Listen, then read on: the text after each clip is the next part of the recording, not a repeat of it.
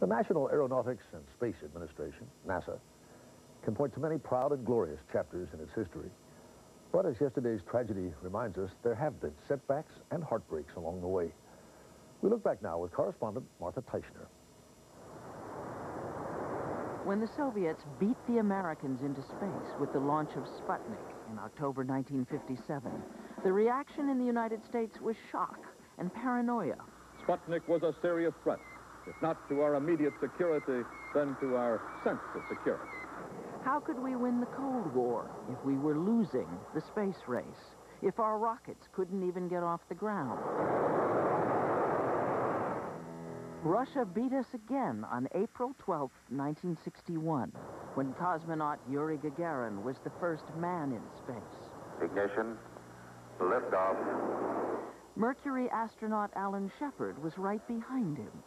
His flight lasted 14.8 minutes. He flew exactly 302 miles, practically the Wright brothers by today's standards. But 3 weeks later, President John F. Kennedy set a deadline for reaching the moon. We choose to go to the moon in this decade and do the other things, not because they are easy, but because they are hard. Our national pride, our sense of ourselves as guardians of the free world, was suddenly all wrapped up in never allowing anybody to beat us again.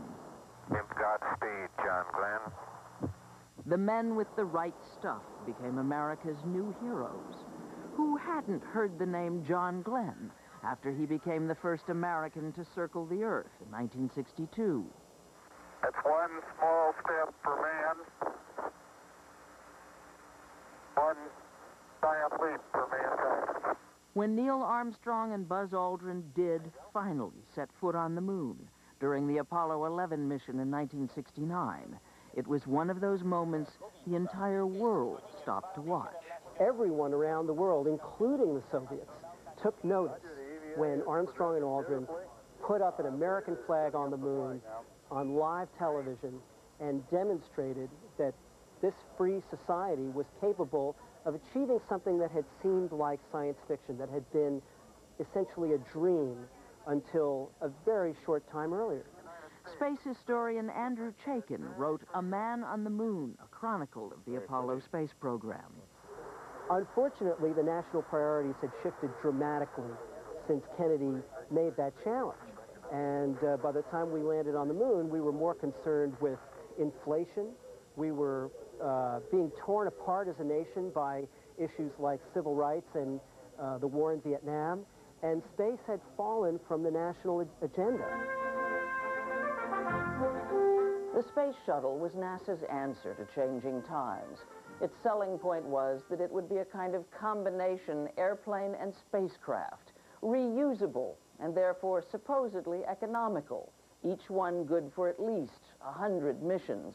NASA was given a limited amount of money in which to decide what to do, and they were basically choosing between a space station and a space shuttle. They chose the shuttle, and they barely had enough money to build the shuttle and get it flying. Columbia was the first. She was named after an 18th century sailing ship. She was covered in heat-resistant tiles, more than 30,000 of them. Who the hell was the engineer on this? But they began falling off as she piggybacked from the factory in California to the Kennedy Space Center in Florida. So another year and a half went by before she was ready for space flight. T-minus 10, 9, 8. It took $10 billion to get the shuttle program launched. First space shuttle. Columbia lifted off April 12, 1981. Due to delays, by chance, it happened on the 20th anniversary of Yuri Gagarin's first manned spaceflight.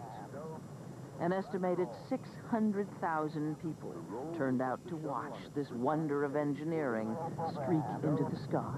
Roger, roll. Again, there were problems with the tiles, but the crew came back safely. It wasn't long before the wonder wore off. Touchdown. By the time the fleet was up to 4 shuttles, we no longer knew all the astronauts' names. Instead of swashbuckling space cowboys, they were called mission specialists. But then, on January 28, 1986, that all changed. Challenger, go at throttle up. When the Challenger blew up just after takeoff. That was really a rude awakening. I think people had been lulled into a false sense of security. NASA was trying to make the shuttle program seem routine. It was trying to move to a phase where we were going to be launching 25 shuttles a year. We were going to start lowering the cost of each individual mission. We were going to be flying teachers and journalists and maybe artists in space. And the Challenger disaster just kind of jolted us out of that. It was 2 years before the space shuttle flew again. Go for Hubble release. But if there ever was an example of why it should continue to exist, even after what happened yesterday, historian Andrew Chaikin says just consider the Hubble Space Telescope.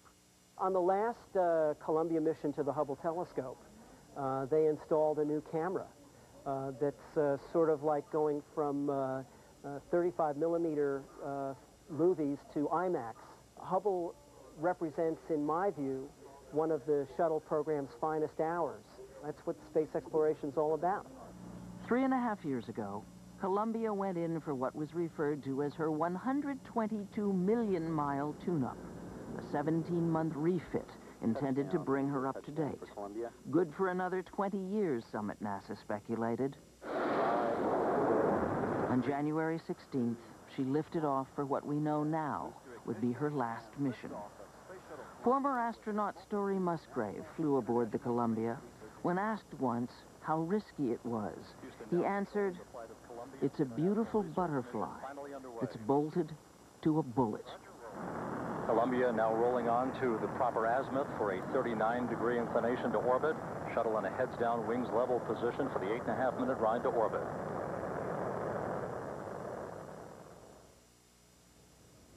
Next, Columbia's astronauts, the people behind the names.